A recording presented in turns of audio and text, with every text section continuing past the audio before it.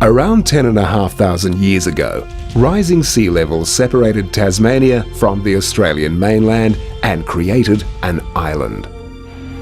Here, in this unique and isolated environment, vast tracts of temperate wilderness, dense rainforest, horizontal scrub and fast-flowing rivers made it difficult to penetrate inland. For the earliest inhabitants, the main food source was the sea. Over generations, on the coastal strips of this new island, people built communities glued together by an abundant supply of seafood. Communities, food and sea haven't changed. Modern-day hunters and gatherers just use different methods.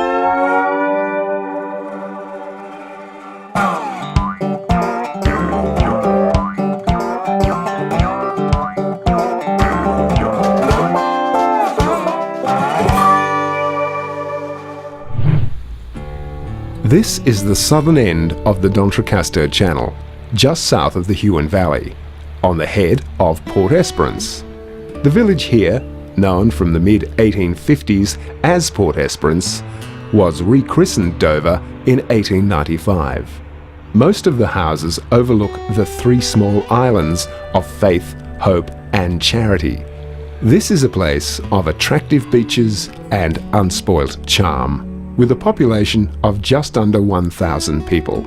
It's also the southernmost town of its size in Australia, and around 80 kilometres from the capital of Hobart. Dover exists in this spot for one reason only. It's an ideal port. And in the seas, just south of this place, is a Tasmanian commercial fishery that's been operating here for generations, stocked in abundance with the world's best seafood.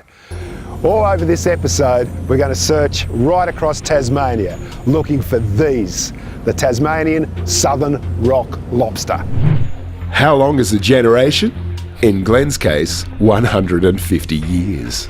I've been fishing, well, pretty much since I've been out to walk with my father. I've always gone out in the boat with my father, squidding and sharking and crying. Sort of just leaving school, it was a bit of a shock. I got out there and it was hard work, it was real hard work. The technologies we've got these days just getting better and better. I mean, all the stuff we've got plotters, sounders, 3D bottom mapping systems, we've got satellite TVs, we've got satellite compasses. It makes fishing a lot more easy than it used to be.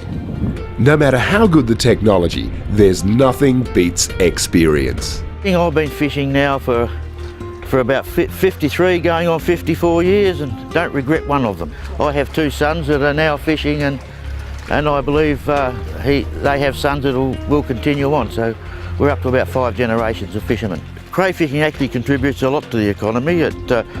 By straight out employment in the fishing industry, it probably employs quite a few thousand of people right through the state with deckhands and factory workers. It comes down to like fuel suppliers, grocery suppliers, mechanics for breakdowns. Man, there's some good people out there as well.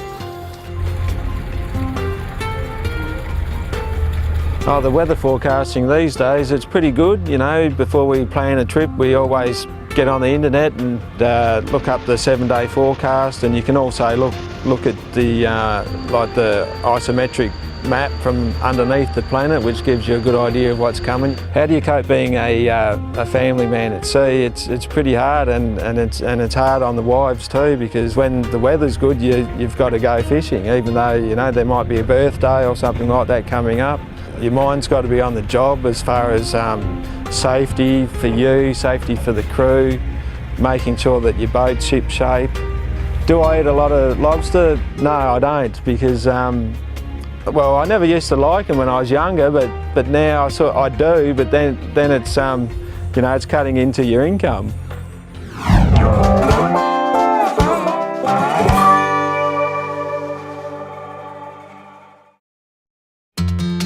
Once known locally as the pretty city with the mountain and the fountain, Hobart is now the home port for the Antarctic activities of Australia and France, and a hub for cruise ships during the summer months. Hobart also supports a huge tourist industry. Visitors come to the city to explore its history and acclaimed restaurants and cafes. Tourists also come to visit the massive weekly market in Salamanca Place, as well as to use the city as a base from which to explore the rest of Tasmania. Over the last 20 years, Hobart has built a thriving wine industry, with numerous vineyards in countryside areas outside of the city. And here in Victoria Dock, it's home to the largest lobster fishing fleet in the state.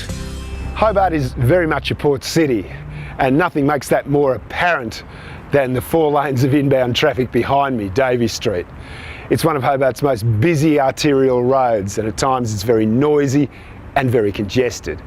And yet, here, not 5 metres from the tarmac, is Victoria Dock, home of the Hobart crayfishing fleet. And at times, it's almost like these boats could literally step out of the water, jump onto the road, and mix it with the traffic. Most people fishing for lobster have been there a long time, and Industry Executive Officer John Sansom is no exception. I started fishing in 1975, so I've been doing it for a long time, nearly 40 years. I did start as a deckhand, and after my first trip I swore I'd never go again. John explains how fishermen can help look after the resource. The Clean Green program is a voluntary program where fishermen take responsibility for what they do in the industry. It covers a raft of subjects, including people's environmental responsibilities, their responsibilities to their worker in the workforce, food safety, animal welfare. Now, the fishermen sign on to this, they do a training course, they are audited on their own vessels, and they sign on to a set of standards. Translocation is an innovative management strategy that literally allows us to increase the productivity of the fishery without catching any more fish. Now, in Tasmania we have a unique system where in the south of the state fish grow at a very, very, very slow rate, whilst in the northern end of the state they grow at an extremely fast rate. So in order to increase productivity, we can harvest fish in the south at less than minimum legal size, move them to the north of the state and have them grow very, very quickly, and even actually change their colour to suit the market. The fishing industry is like a lot of other natural resources. It has its ups and its downs, and our job really as managers is to smooth out those ups and downs so that we get a smooth ride. How sustainable is the fishery? Let's ask the world's leading research scientist on southern rock lobster, Caleb Gardner. You have an area out the front here where you have a little bit of fishery going on. What do you do there? Well, that's right. So we have an area here which fishing, well, so other people are not allowed to fish in there basically. People can go diving and snorkeling, and we get a lot of school groups come through and snorkel in there, but all the lobsters and abalone in there can't be harvested. So what that means for us is this is our little experiment, a little sort of set population of animals that we can test things out on before we try rolling things out to the wider fishery. Yeah. Now, there is a quota management system in place, is there not, for lobster? That's right. So, and what a quota management fishery means, it means that there's a limit on the amount of catch that can be taken by the commercial fishers every year, and they can't take a kilogram above that, basically. Right. So, what do you think the industry's worth to Tasmania, to the Tasmanian economy? Well, so the gross value of the fishery is about, this commercial fishery, about $70 million.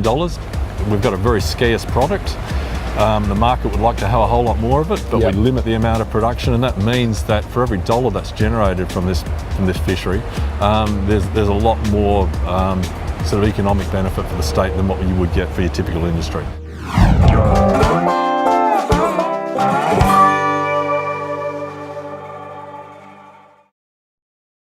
We're on the northwest tip of Tasmania, and this is a very pretty and picturesque spot.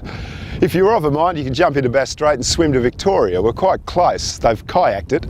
This is one of the prettiest villages of all the fishing villages across the state, and that landmark over my right shoulder should pretty well give it away where we are. It is, of course, Stanley. Stanley was first settled around 1826. The most distinctive landmark is the Nut, a 143-metre volcanic plug discovered in 1798 by the explorers Bass and Flinders. Its wide streets lined with cottages and gardens awash with flowers lend the place a distinct charm that modern development hasn't managed to ruin. The port, with its small fleet of lobster boats, provides an excellent fishing spot, and this wonderful collection of shops, cottages and municipal buildings sit under the shadow of the ever-dominant nut.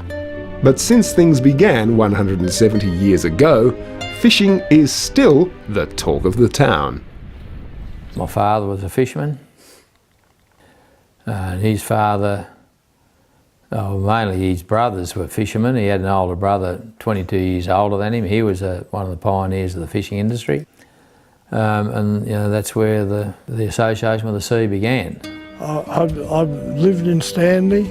I was born here 90 years ago. And when we first started lobster fishing, we could buy our licence for £5. We couldn't even make a living crayfishing. But now, my word, there's the money made with the crayfishery today. My dad built an 80-foot boat in 1963 called the Cindy Hardy, and that was a big boat, you know, in our lobster fishery or our fishing industry. And my dad had the vision of fishing the west coast, and he wanted a big boat to do it with. When I set her up, I put a poop deck on her, and they always reckoned I was building a Spanish galleon because of the way that I had the accommodation built up on the stern of her. Even the last years that I was fishing, when I'd spell an area which I had in my mind, I'd go back and you could catch crayfish always like the Virgin Country. Where was this area then? West of Tasmania.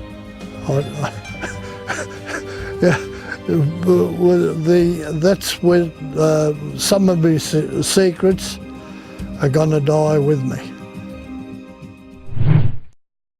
That stretch of water there behind me marks the site of another Tasmanian fishing community, and it's one of the biggest crayfishing regions in the state of Tasmania.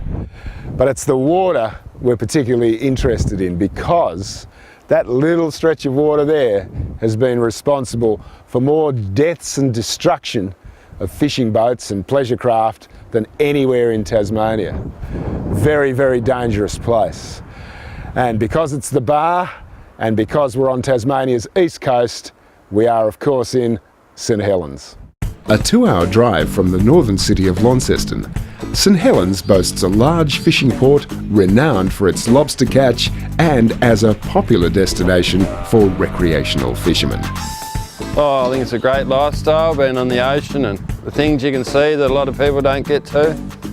I hope I can hand it on to my sons and make them a third generation fisherman. And it does concern me at times whether it will happen or not, but if we keep the trend the way it is and leave things alone, I think we might have a sustainable industry for years to come.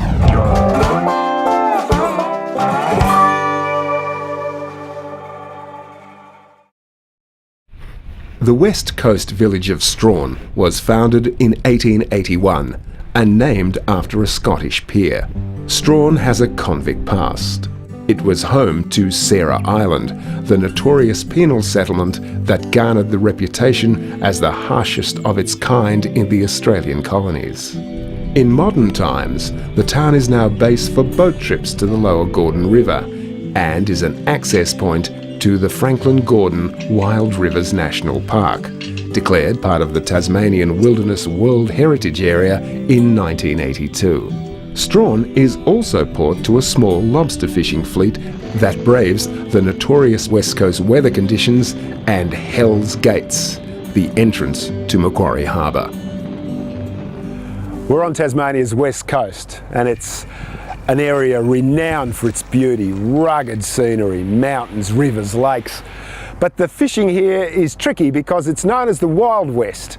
Not because there are parties and saloons and cowboys, but because of this weather. As you can see, it's a pretty moody day today. And about half an hour ago, the rain was coming down in sheets, it was windy, it was terrible. But the fishing here is very good. And it started here years and years ago in that little village over there, Strahan. The reason I got into fishing was I've always loved the ocean, loved the sea, the fishing. So when I first came to Strahan, there was really only two job opportunities if you wanted to make any reasonable money. One was mining, the other one was fishing. And when a job came up on a local boat, I jumped at it. It's no different than any other job. You take the good with the bad. On some real rough days, you know, when the fish aren't running or the weather is really bad, you think to yourself, you know, what am I doing out here? But you tend to forget those days, you know. It's always the good days that stick in your memory, and when you get a perfect day out there, there's nothing better. Well, the dangers of fishing here on the west coast, the weather obviously, which can change very quickly. There's still times when you get caught in bad weather out there and big seas, so you still got to be very careful. You can't take the sea for granted, simple as that. The major concerns for me for the rock lobster fishery in the future are, one, global warming. Whether you believe in it or not, things are definitely changing out there as far as the water temperatures going up.